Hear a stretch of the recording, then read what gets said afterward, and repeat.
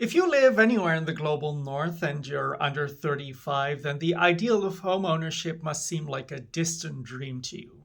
What even is a mortgage? I've certainly never heard of it. And while lots of reactionaries love to blame this on mass migration, I'm sure the wisest among us suspect that late stage capitalism has something to do with it. And that's very much true. If you actually ask the capitalists, though, what they think the problem is, then you see a distinct split between so called NIMBYs and YIMBYs. On the one hand, you have people who see the housing they own as primarily an investment vehicle, which encourages them to control supply quite heavily, because the more scarce, the higher the prices go.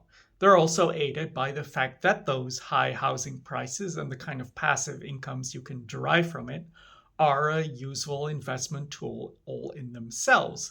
And so large asset funds love to invest in those opportunities as a means of stashing their vast amounts of wealth in a way that accumulates wealth more steadily and more safely than in the kinds of riskier ventures that you need to still turn a profit these days under capitalism.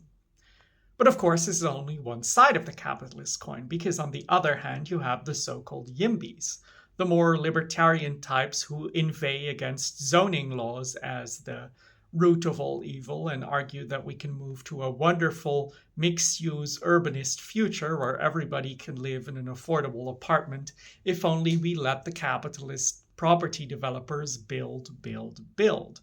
Once again, they only see housing as an investment opportunity where the profitability of scarce housing is offset by the massive increase in supply that they're banking on. These market fundamentalists will continue to insist that the market can provide everyone with a home if the market is sufficiently deregulated. And in a way, they are correct, because if capitalism could be allowed to sell us a slum for a ridiculous fee, then capitalist profitability would be restored. You could just do away with any rules that get in your way, and then suddenly you can start renting out even literal cardboard boxes.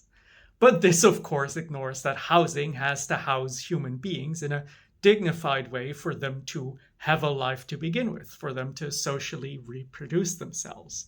For us to even have a society in the long run, I truly believe that we need to start seeing housing, as you might expect, as a human right, and its provision as something that cannot be delivered by the market alone, and if you were to ask me, not even by the market at all.